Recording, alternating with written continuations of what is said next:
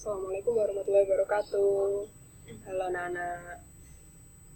Meskipun UTBK tidak tahu kapan dimulainya dan sistemnya seperti apa, meskipun ada keboran mungkin April akhir ya kan, tapi karena situasinya seperti ini mungkin akan diundur lagi ya. Jadi mari perbanyak latihan soal untuk UTBK agar kalian juga terbiasa dengan soalnya.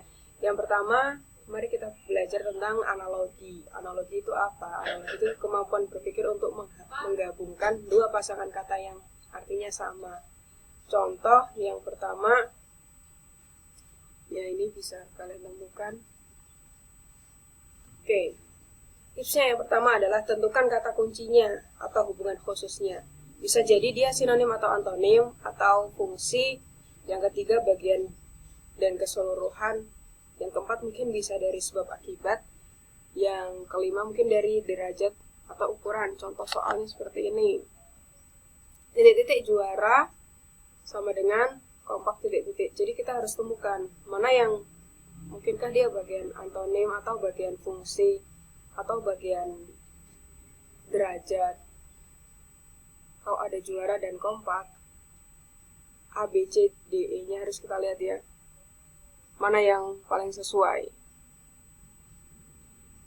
Kalau ada juara, pasti ada yang kalah. Dan kalau ada yang kompak, pasti ada yang berpisah. Itu termasuk dalam bagian antonim.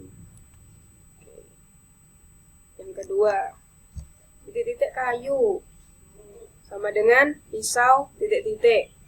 Mana yang paling sesuai? Jadi kalau misal yang kanan artinya antonim kayak tadi, yang kedua artinya juga antonim. Ini mana yang paling sesuai?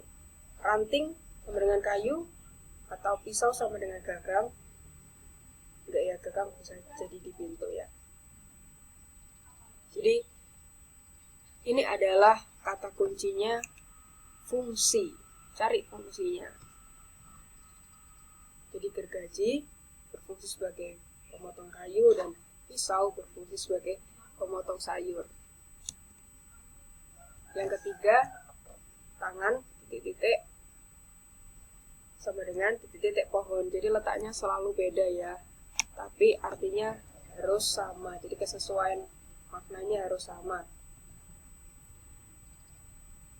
Jadi tangan itu bagian dari tubuh dan dahan bagian dari pohon. Makanya soal ini termasuk dalam kategori bagian.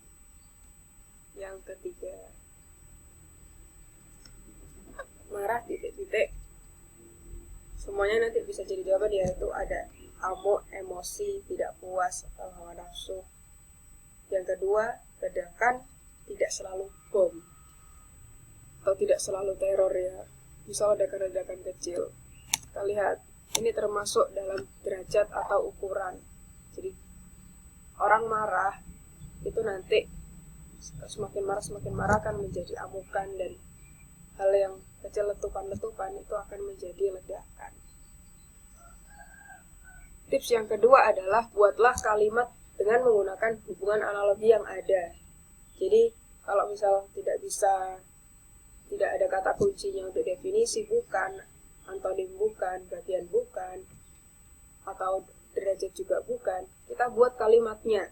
Contoh, rumah titik-titik, titik-titik pengangguran. Kita buat kalimat yang mudah aja. Kita masukkan satu kalimat dengan satu kata yang sama. Seperti tadi. Tidak mempunyai rumah disebut tempat tinggal, atau tidak mempunyai kemiskinan disebut pengangguran. Apakah itu sesuai? Tidak. Jadi coba kita masukkan yang paling sesuai yang mana.